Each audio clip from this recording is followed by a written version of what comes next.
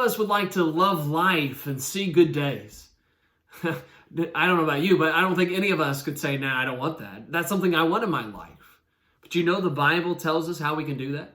In 1 Peter 3, verses 10 and 11, it says in order to do that, we need to not just seek peace, but we need to pursue it. In other words, we need to choose the path that leads to peace. Now, that's not peace at all costs. We got to serve God first before we serve man. But the idea is that in order for us to have peace in our relationships, we got to do some work. Whether it's our marriages or our parenting, whether it's friends or family or brothers and sisters in Christ or enemies, there's going to have to be some work in order for us to have peace. In Romans 12, verse 18, he says, live peaceably with all men as much as depends upon you. Now, 1 Peter 3, verses 8 and 9 really tells us some things that we can do on our end to pursue peace.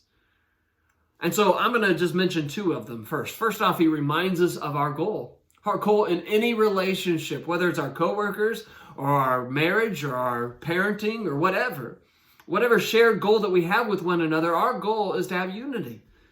Unity with one another. And without unity, there can be no peace.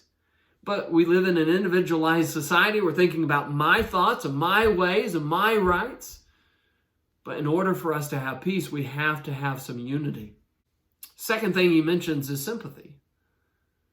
How much do you value the fact that Jesus is described as a sympathetic high priest?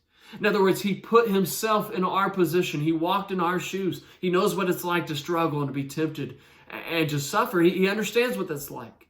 Praise God that Jesus put himself in our place. And so it's the idea of understanding. And we understand somebody before we seek to be understood.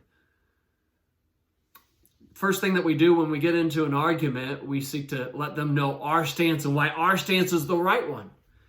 But what if we forego that goal and instead sought to understand their stance? And we can do that by asking simple questions like, here's what I'm hearing you say. And then when we understand, we can put ourselves in a similar situation as that person and think about how we would feel. And usually when we do that, all of those problems and struggles, they just go away. Because we either understand how badly we hurt them or we can seek to compromise with them.